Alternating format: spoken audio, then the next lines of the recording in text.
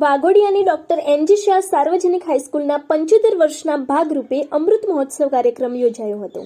આ કાર્યક્રમ દીપ પ્રગટાવી શરૂઆત કરવામાં આવી હતી। આ અમૃત મહોત્સવ અંતર્ગત મોટિવેશનલ સ્પીકર સંજયભાઈ રાવલ પણ ઉપસ્થિત રહ્યા હતા।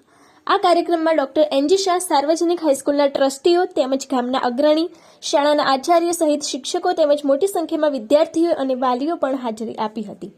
મોટિવેશનલ સ્પીકર સંજયભાઈ રાવલે કાર્યક્રમમાં હાજર રહેલા તમામને પોતાના અંદાજમાં સંબોધન કરી કાર્યક્રમને ચાર ચાંદ લગાવી દીધો હતો। આ સાથે સ્કૂલની વિદ્યાર્થીઓએ સાંસ્કૃતિક કાર્યક્રમ પણ રાખવામાં આવ્યો હતો।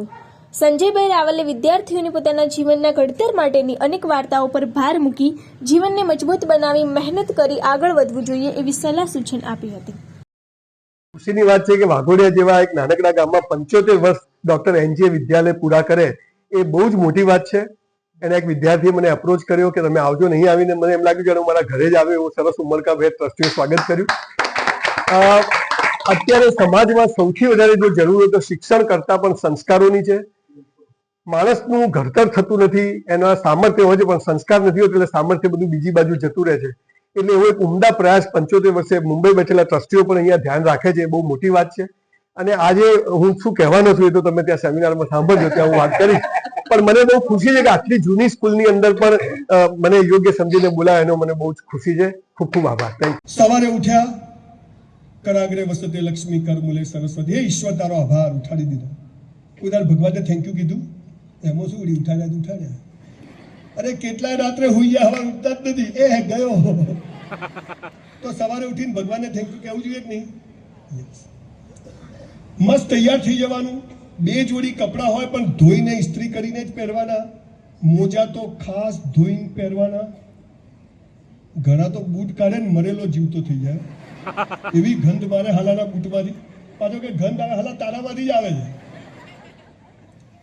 મસ્ત તૈયાર થવાનું। 11 વાગે તો ટાઈમ હોય, 11:15 પહોંચી જવાનું। 2660 પ્રોગ્રામ વિશ્વમાં કર્યા, 1 મિનિટ ક્યાંય મોડો નથી પહોંચતો, ઓન ટાઈમ પહોંચ્યું। અડધો કલાક વહેલો, કોઈ દિવસ મને 11 નો टाइम આપ્યો, बहुत हारा दसे हाजिर नवराज છીએ। एक बार मैंने कमिटमेंट कर लिया, फिर खुद की भी नहीं सुनता हूँ। आप पावर આપણો હોવો જોઈએ। જે કરો તે બેસ્ટ કરો। પરીક્ષા આપવા બેઠા ચોરી નહીં કરવાની, ચોરી કરાવવાની નહીં, કે ચોરી કરીને પાસ થઈને નોકરી કરવી એના કરતા શું ખબર નપાસ થઈને સંજય રાવલ નહીં બનાય, ખરું કે નહીં? ભગવાને તમને બધું ભૂલાડી દીધું કે તમને નોકરી નથી કરાવી, તમે ચોરી કરી, નોકરી કરવાના ટકા લાયા, કરો નોકરી। શું કરવું? કંપાસ બધું લઈ જવાનું પણ ચોરી નહીં કરવાની। 400 રૂપિયામાં હોટલમાં વેઇટરની નોકરી કરી, આ બધે હું કહું છું, પણ હું 4000 નું કામ કરતો। મારી સાથે વાળા હજી 3 વેઇટર જ છે। એ મારા બેટા એમનું કામ મને બતાવું, હું તો બધાનું કરું।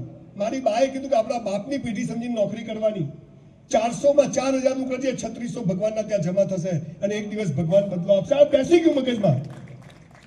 અને સાહેબ એ 400 માં 4000 નું કામ કર્યું ને, આજે અમદાવાદમાં સિંધુ ભવન રોડ ઉપર મારી કેસ ચારકોલ ને કેસ વરંડા 2 રેસ્ટોરન્ટ છે, એમાં 300 વેઇટરો કામ કરે છે મારી હોટલમાં। આ ઈશ્વરનો જાદુ છે કે એટલે અહીં તમને કહું છું, કાલે 20000 પગાર હોય ને તો 40000 નું કામ કરજો। 20000 માં જે કરો તો મજૂરી છે, પણ 20000 ઉપર જે કરો એ ભગવાનના ત્યાં જમા થાય છે ને, એક દિવસ વ્યાજ સાથે મળે છે ને મળે છે।